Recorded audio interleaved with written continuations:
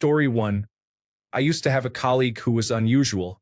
We went to the same barbecue restaurant every Friday, and without fail, my colleague would order a wagon, no wheel. The person working the register, usually someone different each week, never understood what he was talking about, so he would have to explain that he wanted a chuck wagon sandwich with no bun. We went through this every week for about a year.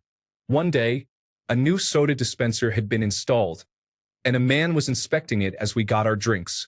The man asked us how we liked the dispenser. We told him it was nice, and he thanked us, explaining that he was the owner of the place. My colleague immediately started complaining about how he needed to hire smarter people to work the register. The owner wanted to know more, and my colleague explained that they never knew what a wagon, no wheel was. The owner asked, "What is a wagon, no wheel?" My colleague explained, "That's the stupidest thing I've ever heard," exclaimed the owner. "What kind of person thinks they can make up names for things that aren't on the menu?" Then he looked my colleague directly in the face and asked, "Are you some kind of fool?" My colleague stammered that he wasn't, and the owner said, "Then quit saying foolish things to my staff. Order off the menu or leave." We ate our lunches, and my colleague never ordered a wagon, no wheel again. Story 2. I worked at a pizza shop as a delivery driver when I was younger. The shop was owned by 3 extremely polite, professional, and hardworking Russian men, 2 brothers and a cousin. I took a delivery right down the street, just a 1/10 of a mile. A customer came out upset, saying that they shouldn't have someone with such a heavy accent taking orders because nobody could understand him and he just wanted his order correct. I informed him that I would pass on the message. I returned to the owner who took the order and shared the complaint. The owner immediately called the customer and told him that if he didn't like the way he spoke, he could order from somewhere else since he was too lazy to drive 30 seconds to place the order in person. He ended the call with, "Do you understand my English now?" Story 3. About 25 years ago at an upscale steakhouse in Dallas, a couple of middle-aged women were led to their table by a young waiter. The restaurant was surprisingly almost empty at the time. A few minutes after reviewing the menu, the waiter approached them to ask if they were ready to order. I am not sure what triggered a sudden outburst from one of the women, but the waiter ended up leaving while stating something along the lines of, "I don't have to put up with your attitude," in a polite manner. Not even a minute later, a tall older man with a perfectly trimmed white beard, elegantly dressed in a cowboy outfit including a hat, approached the table to inquire about the incident. He looked like he meant business. His demeanor and the way he carried himself exuded authority. He didn't need to speak to make his presence known. It was clear he was the owner. He approached the table and immediately went into a squat position to be at the same eye level as the women, as if he were sitting down. After a brief and quiet conversation, he stood up with authority while maintaining eye contact. I was probably about 20 feet away, but to this day, I vividly remember hearing him say, "I will bring the waiter back, and you will apologize to him loudly and publicly, just as you were berating him. If you choose not to do this, I will personally remove you from the premises." Everyone, including me and my entire table, stopped in their tracks and turned around. It felt like a classic Western standoff was about to unfold. The woman couldn't believe this man was siding with the waiter, and even worse, everyone else was watching to see what she would do next. With a defeated and angry expression, the woman slammed the cloth napkin on the table and said, "Fine, bring him back," as if trying to maintain some semblance of dignity. The waiter returned, and the woman complied. At no point did the waiter show any sense of pride or arrogance. The apology was accepted, and business continued as usual. Story 4. My brother held the door for a pair of older women walking into a store behind us. One of them yelled at him not to hold the door just because she was a woman. He replied, "I'm not. I'm holding it because of your age." Story 5. I had to brake suddenly at a crosswalk because a family started to walk across the street, and I didn't see them on the sidewalk obscured by a bush. The family did not react to the sound of my tires screeching because I stopped well before they reached the road. The woman behind me noticed how hard I braked, and after the crosswalk, she drove next to me, yelling out her window and pointing her finger at me while driving. Then she collided with the car in front of her as we approached a stop sign because she was so focused on yelling and looking at me instead of paying attention to the stopped car ahead. Story 6. I once worked as a barista at a coffee shop, and there was a woman who was constantly rude to me.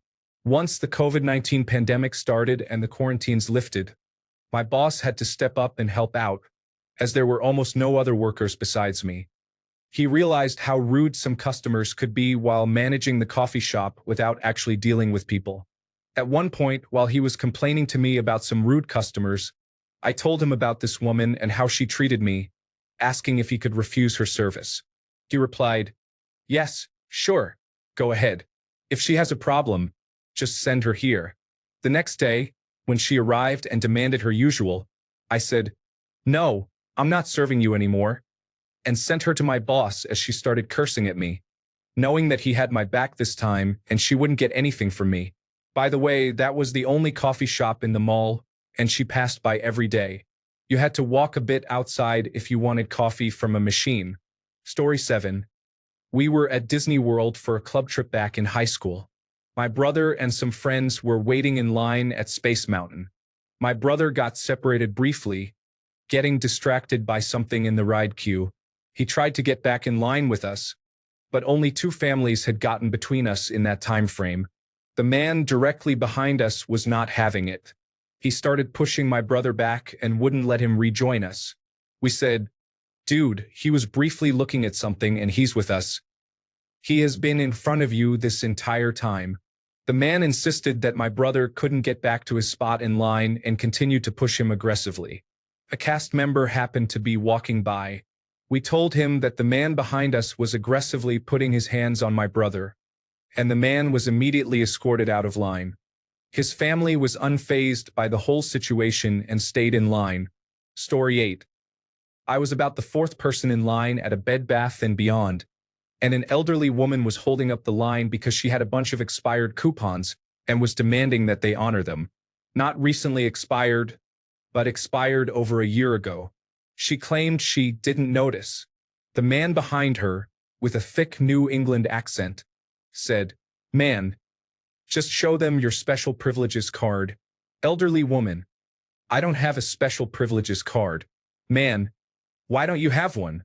Elderly woman, "I don't know." Man, "Do you think that's because you don't have special privileges?" Elderly woman, blank stare. Everyone else in line started laughing. When the woman finally realized that the man behind her had insulted her, and there was nothing she could do about it, she just walked out. The man then put his items down, and the cashier told him she would give him 50% off the sheet set he was buying. He was a legend. Story 9. He was a difficult customer who would constantly call and berate us for perceived issues with network speed. It wasn't our fault. It was his equipment. Then he escalated by pretending to copy newspapers and support emails, but since he lacked competence, they were not valid. One day, my boss saw one and they engaged in a brief exchange, with him telling the customer to stop being rude to the staff. Eventually, my boss sent a final message stating, "Your account is £45 every 3 months. We do not need your business, so I have canceled your contract. Good riddance." He copied the entire support team on that message, and there was a cheer in the office. I miss working for that manager. He was one of the best bosses I've ever had. Story 10. Not too long ago, I was in line at Subway when the man ahead of me became very agitated about a coupon for a free sub. The manager insisted it was expired and that he could not receive a free sub. The man raised his voice, causing a scene. The police were called as he stormed out the front door. Finally, when I reached the register to pay, the cashier gave me my sub for free for staying calm during the situation. Story 11. An older man in a pizza shop was yelling at someone because they parked too close to the shop, which meant he had to walk farther. He was genuinely upset that someone who arrived before him got a parking space closer. The person was mostly ignoring him until he started calling them names. Then they looked at him and said, "Oh, go make a social media post about it." Story 12. I shook the pepper spray behind my back while a drunk woman in a domestic dispute with her husband screamed in my face. I kept backing up and telling her to get out of my space. When she grabbed my arm, I sprayed her at point-blank range. She fell to her knees, screaming. Please note this was when I worked at a high-end apartment complex, where residents were often entitled and thought they could walk all over the staff. Story 13. About 25 years ago, I worked in a family-owned sub shop. A very drunk man came in and rudely demanded half an Italian. He didn't specify cold cut, steak sub, or anything more, and eventually, after some back and forth, it seemed he was asking for a cold cut. So we made it and he paid for it. The man could barely keep his eyes open. He was so intoxicated, but it didn't stop him from being loud, aggressive, and belligerent.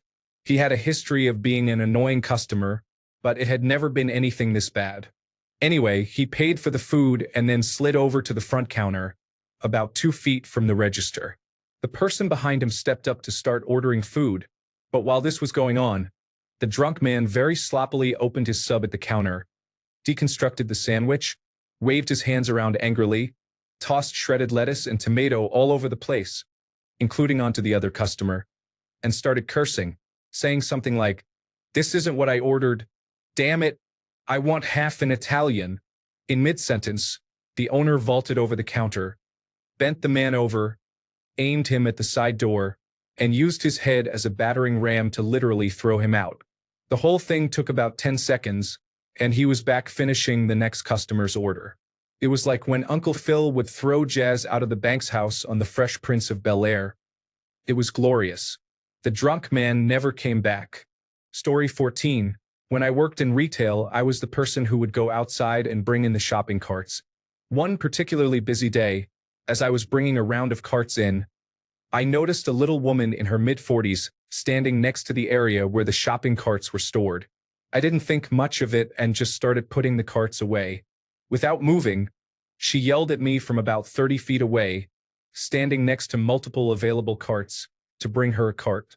I figured I must have misheard her since she was right next to so many carts, so I looked at her and waved.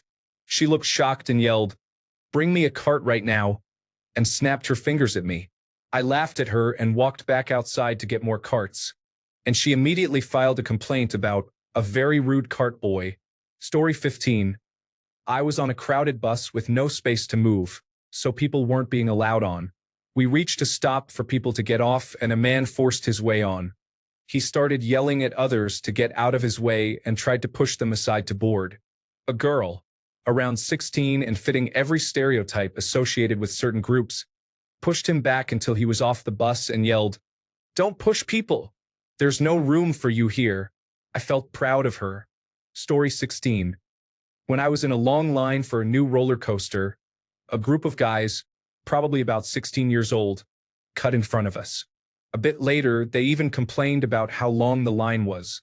I waited until we were almost at the ride, and when we passed a worker, I told them these guys cut in line.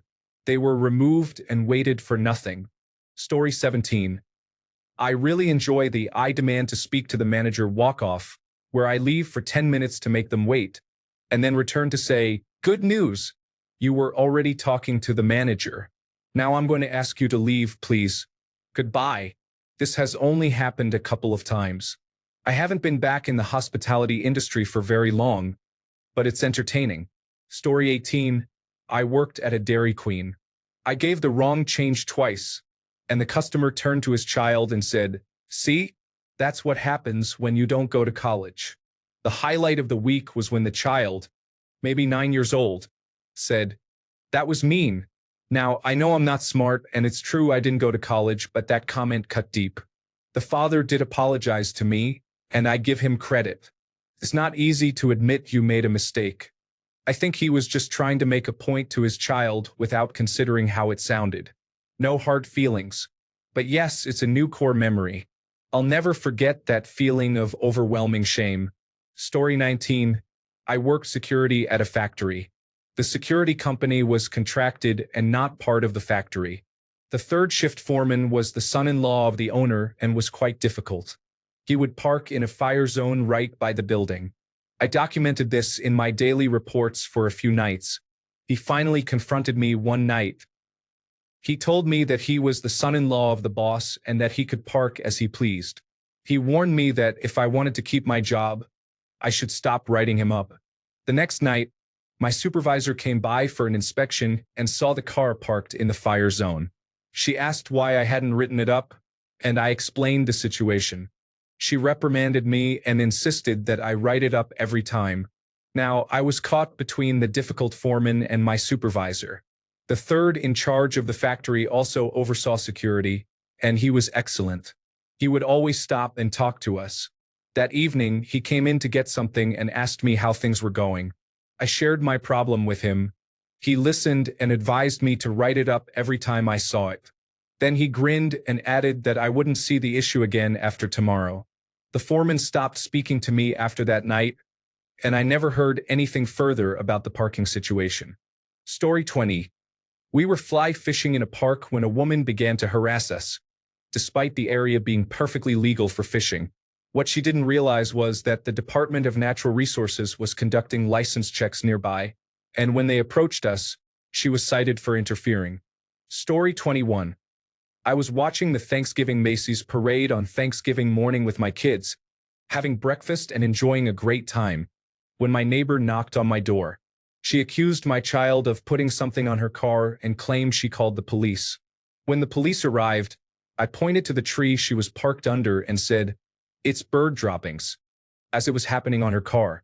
I then took my child by the shoulders, went back inside, and left them outside. Story 22. When I worked at a McDonald's in a Walmart in the 1990s, people would regularly leave mostly finished food on a table to go shopping as part of a scam. They would often return to a clean table and demand an entirely new order for free. We usually just refused, and that was that. One time, a customer left some fries and a half-eaten nugget on a table. She took her drink with her and went shopping. We cleaned the table, and about 10 minutes later, she came back irate, screaming at us for throwing away her food and demanding a new meal. She was waving her arms, shouting, and threatening to tell the owner how useless we were. A coworker said, "Yeah, tell him for $3.25 an hour I'm the best he's going to get. Leave." She grabbed her cart and left. Story 23. I work at a small local bakery with 2 locations. A woman came in to order a cake, already extremely impatient. I took her to the ordering area where the computers are. She brought in her own coffee, which we sell, but it was in an open mug. I didn't say anything because she was clearly in a testy mood. I gave her a book to look through some of our cake selections, and she went to sit down in our lobby. I apologized, saying that due to some concerns about people taking our book, which is extensive and hard to replace, I had to ask her to stay at the counter. She became upset, asking if she had to stand the entire time, so I brought her a chair, which was no issue. She sat down and placed her coffee on the computer. I politely asked her to move the coffee to avoid any accidents. She became extremely angry, yelling about how this was why she wanted to sit in our lobby and how disrespectful and uncomfortable I was making her feel. Then she threw the book on the table and walked out, yelling that she would be going to the other location and telling them about this. As soon as she left, our head baker announced that there were no more cake orders for either store. We were full. I have never felt more satisfied than knowing she left our store, fully able to order a cake, drove to the other store, and found out she could no longer place an order. The only person she could blame was herself. Story 24. A guy was tailgating me in a semi-truck. He was upset because I wasn't going faster, even though there was a city truck and another semi in front of me.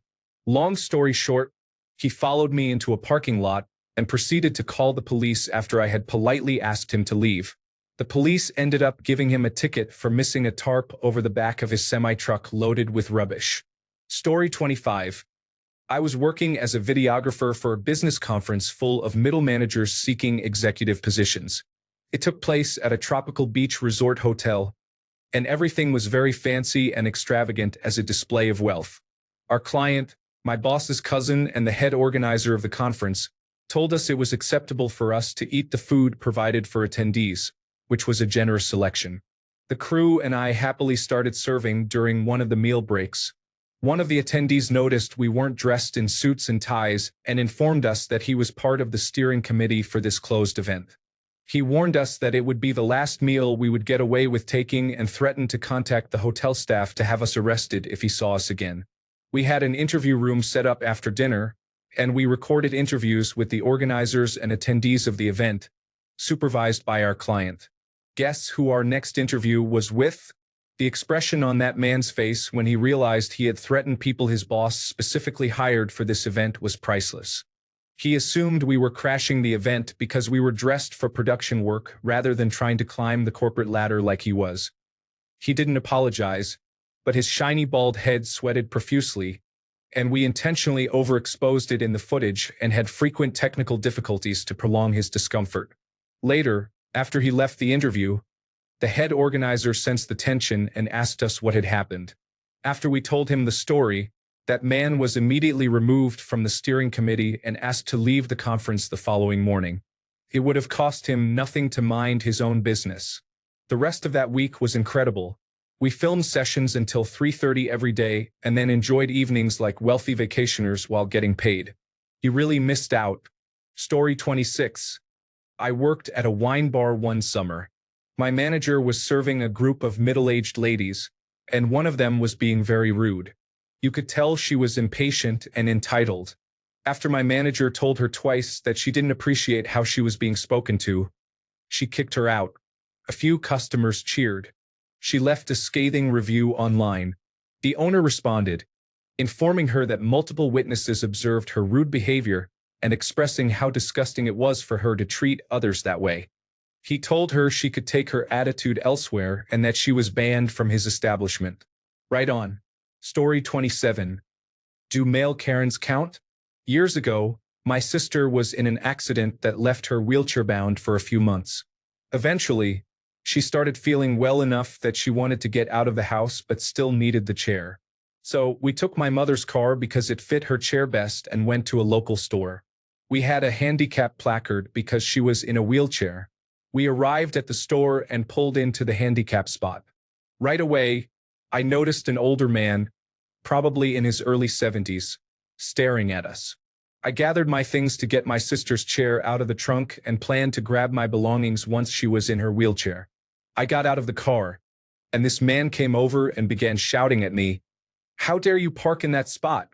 That is for handicapped people. Whose placard did you steal? Young people have no consideration for anyone other than themselves." I let him continue as a small crowd began to gather to see what the commotion was about. When he paused, I used the key fob to open the car trunk, pulled out the wheelchair, and set it on the ground with a loud thud. The man went silent and turned redder than a tomato, then turned on his heel and practically ran away. Did he apologize? No, of course not. Story 28. I went to a Chipotle once when I was 19. I was waiting in line behind two women in their 40s who were acting like high school mean girls, berating the young girl who was making their food.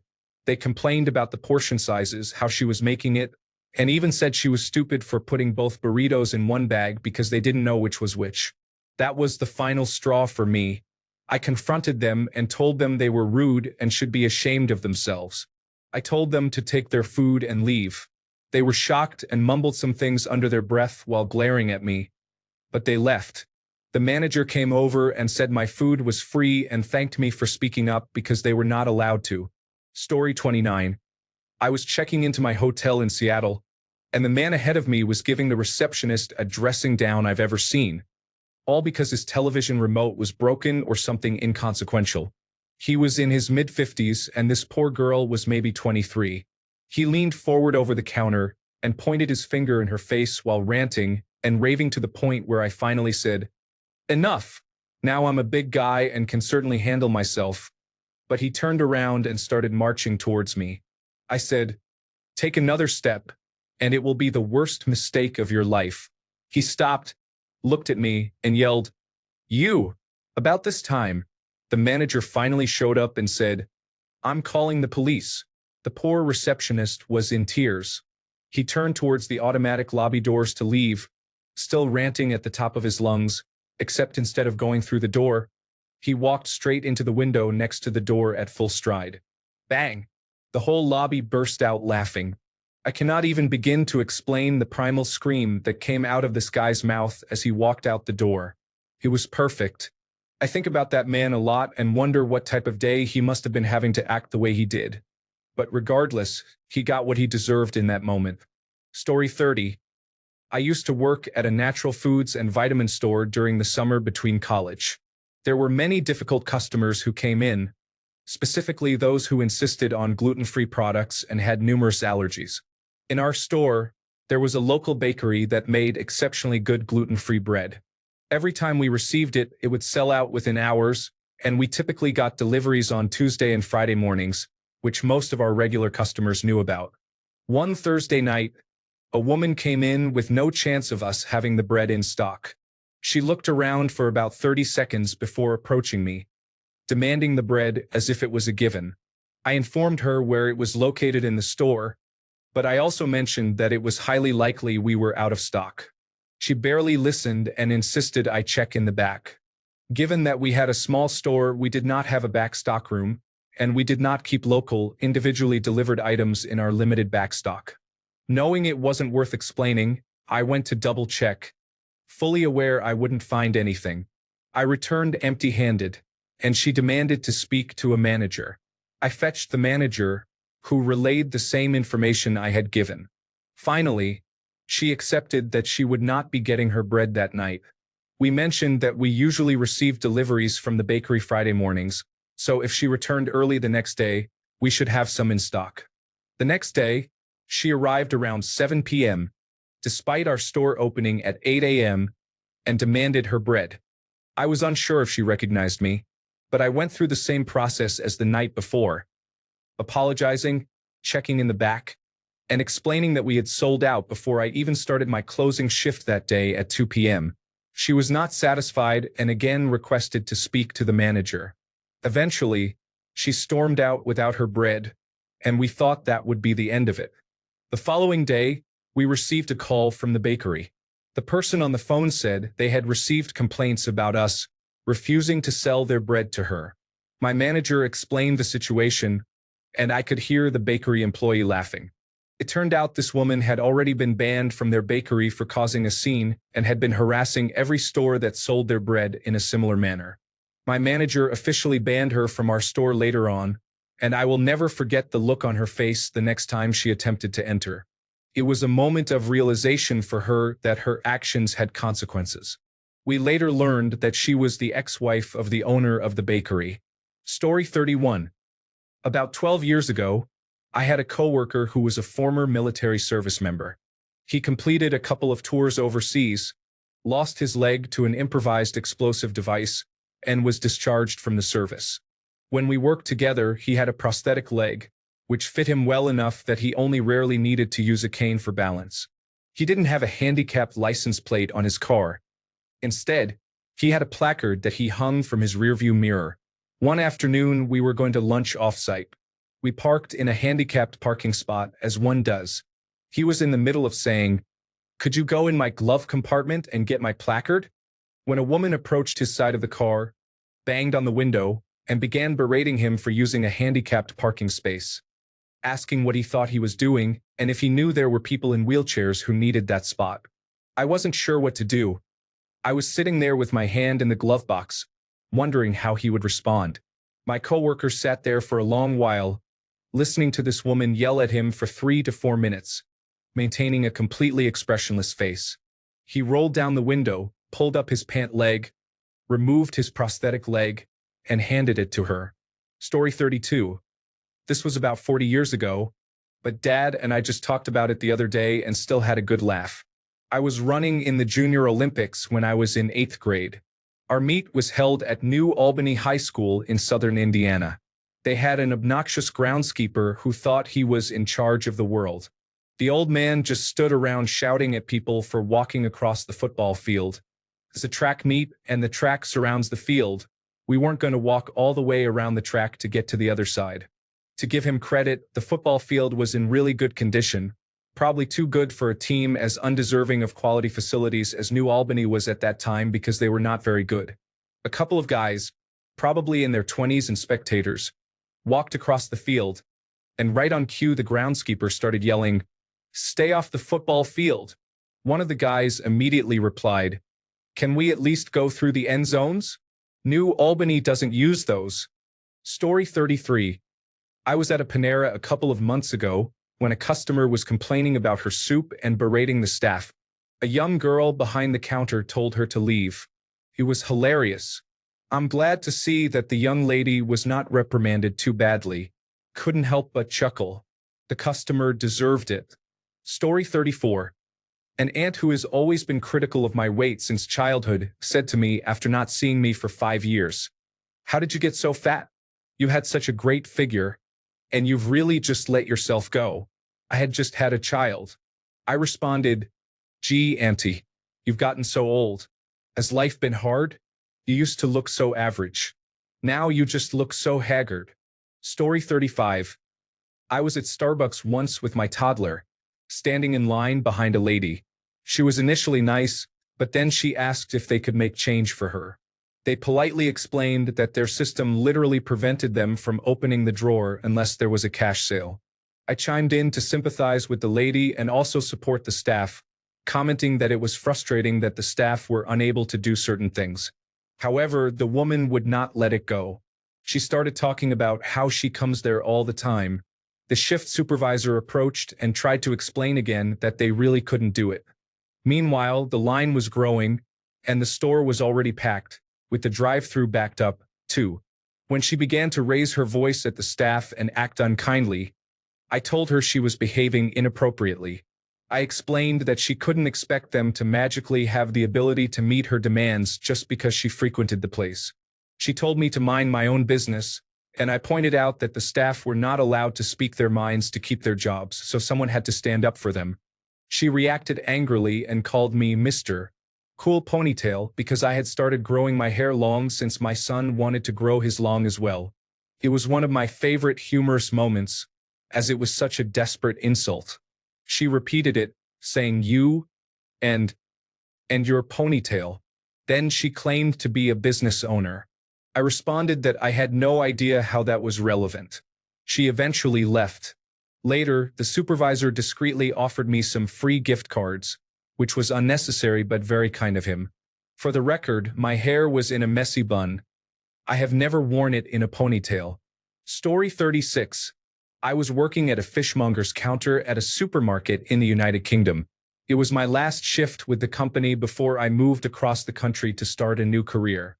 As much as I was enjoying my last day, I couldn't care less about what I did. As my shift came to an end, no one had come to relieve me. I was in the process of filleting a salmon, which takes about 10 to 15 minutes, including deboning, and I was already 10 minutes late finishing my shift. At this point, a very rude woman came up to me, clicked her tongue and said, "Excuse me, I want a salmon filleted too. I want this one, and I'll be back in 10 minutes to collect it." I responded, "That's not going to happen. I'm already 10 minutes late leaving, and I'm not sticking around any longer. Also, please don't be rude." She reacted with anger, berating me for calling her rude. She said she was going to report me to customer service, my manager, and anyone else she could think of if I didn't prepare her salmon immediately. At that point, I decided to stand my ground and said, "Sure thing, go ahead. This is my last shift, and as of 15 minutes ago, I'm technically no longer employed by this company. So honestly, take your attitude elsewhere. Maybe someone else will come and prepare your salmon, but you aren't my problem anymore. Goodbye." I walked away, feeling relieved, as she exploded with rage, calling me names and declaring she would never shop there again. The usual complaints. I was glad to leave in such a dramatic way. It was 3 p.m., and I had been up since 4:45 a.m. I was done. Story 37. I was at a store in New York City once when a woman was arguing with the clerk because they charged $5 for a pint of ice cream that she insisted was actually $4.50 because the place 3 blocks away charges that. She was holding up the line, and after spending a solid minute explaining that's not how prices work, my sandwich got brought to the register and just so happened to cost $9.50. I gave them a $10 bill, and after getting 2 quarters back, I said, "She obviously needs this more than I do. and started walking to the door. She turned to me and said, "You know you're being rude, right?" And I got to respond with, "At least I'm not a fool," as I walked out. Sounds too good to be true, but I swear that's exactly what happened. Story 38. A man tried to cut in front of me while I was at the counter of a drugstore. He took my items and started pushing them off the counter to place his items in the cashier's hands. The cashier wasn't sure what to do, but I told the man to leave and questioned what he was doing. He lost his temper, claiming he was in front of me, but he wasn't. He had literally walked in front of me while I was at the head of the line. The situation quickly escalated, and the man was close to yelling. Finally, he shouted, "Fine, I'll see you outside." I sighed, completed my purchase, and saw the man stomping around outside, throwing a tantrum like a toddler, despite having a big bald spot and a ponytail. I was uncertain about my next steps. I refused to back down, but being in a public area in downtown, I didn't want to risk going to jail just for defending myself. By the time I gathered my things and walked outside, the man was gone. Confused, I stepped out and looked around, only to see him across the street, in handcuffs. A police officer was helping him into the back of the police car. I'm not entirely sure what happened, but I would guess he got so upset that I didn't let him cut in front of me that he confronted a police officer and ended up being arrested for it. Thanks a bunch for sticking around till the end of the video. Remember to subscribe, and until next time, stay awesome and goodbye.